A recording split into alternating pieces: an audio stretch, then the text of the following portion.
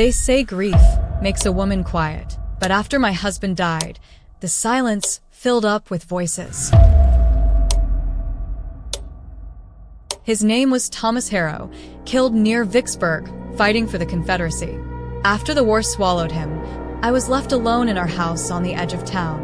A southern town, too small to matter, and too haunted to forget. The night after the funeral, I lit the old iron lantern on our porch. It had hung there since the day we married. That night, the flame flickered strange blue, like ice. I stepped outside. The fog moved slow, like it was breathing. And then I saw them. Men.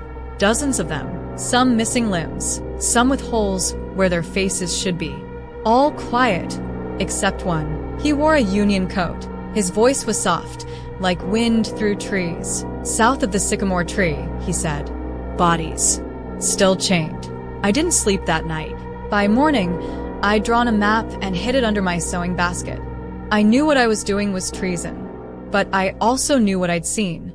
The ghosts weren't asking for sides.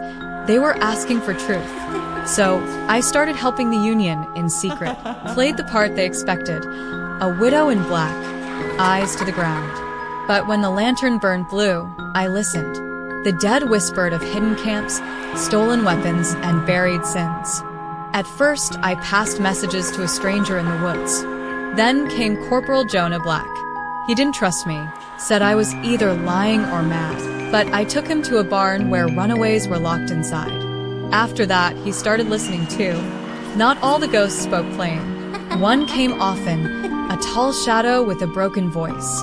I called him the Lantern Keeper. He never gave names, just riddles, over and over. Truth burns longer than oil, he whispered one night. Justice walks where blood has dried. I didn't know what he meant.